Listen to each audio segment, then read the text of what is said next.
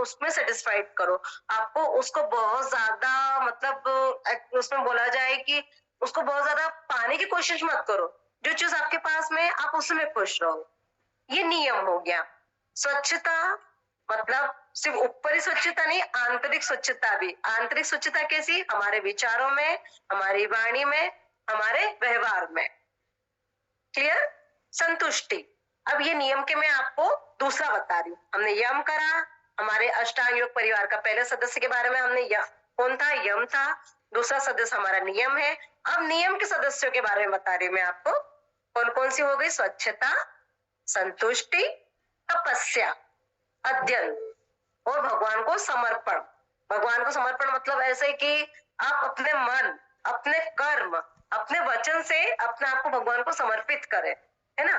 तपस्या करें, अध्ययन करें किसी चीज का। कोई चीज आपने, जैसे अभी आपने योग ज्वाइन किया है तो आपने क्यों किया, उसका अध्ययन करें, उसको आप समझने की कोशिश करें। और किसी भी चीज के लिए जो आप कर रहे हैं उसको पूरी तरह से समर्पित होके करें। ठीक है, इतना समझ में आया? आगे बढ़े, चलिए। अब तीसरा है ना, अष्टांग योग परिवार का तीसरा मेंबर कौन हो गया? आसन।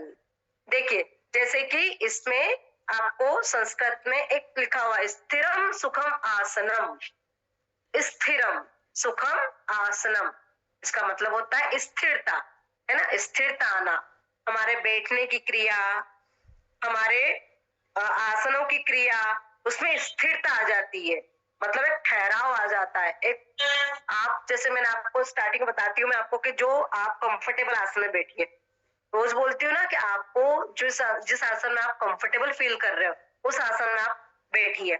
स्थिर होना मतलब अगर आप आधे घंटे के लिए या 15 मिनट के लिए, 40 मिनट के लिए आप प्रैक्टिकल कर रहे हैं तो आप उसी आसन में बैठ के वैसे ही प्रॉपर तरीके से करेंगे। आप चेंज नहीं होना, वो स्थिर हो जाता है। मतलब एक आसन आप स्थिरता आ जाती है वो। ठीक है, तो स्थिरम सुखम आसनम, इसका मतलब होता है कि किसी भी आसन में सुख पूर्वक बैठना जिसमें आप कंफर्टेबल फील कर रहे हैं। अब जब हम नेक्स्ट प्रैक्टिकल क्लास होगी ना, उसमें मैं आप पूरे आसनों को मैं अपने साथ करवाऊंगी आपको। स्टार्टिंग हम लोग खड़े हुए आसन से करेंगे, फिर बैठे हुए आसन, फिर पीठ के बल और फिर पेट के बल। 4 टाइप के आसन होते हैं। आसन क्लियर?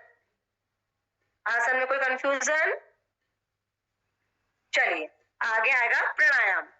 यम हो गया, नियम हो गया, आसन हो गए हमारे। अब हम आते हैं प्राणायाम पे। प्राणायाम जैसे कि मैंने आपको अभी 2 बार मैं आपको काफी डिटेल्स में बता चुकी हूँ, फिर भी मैं शॉर्ट में बता देती हूँ।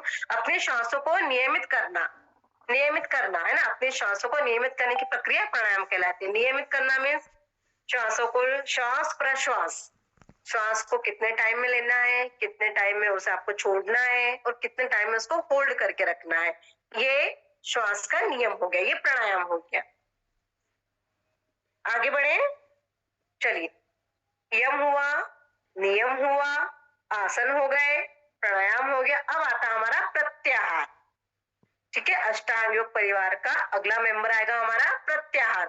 प्रत्याहार, अब देखिए, जैसे बाहर की चीजों से मन को हटाना, है ना। बाहर की चीजें, जैसे अभी जैसे कि मैंने आपको स्वच्छता के बारे में जो नियम था उसमें बताया था।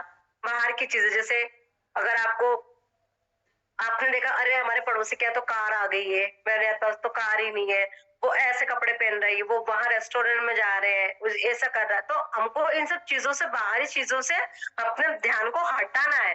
हमारे मन को, हमारी इंद्रियों को क्या करना है? इन सब चीजों से दूर हटाना है और उन्हें एकाग्र करना है, उनपे हमारा कंट्रोल करना है, नियंत्रण करना है।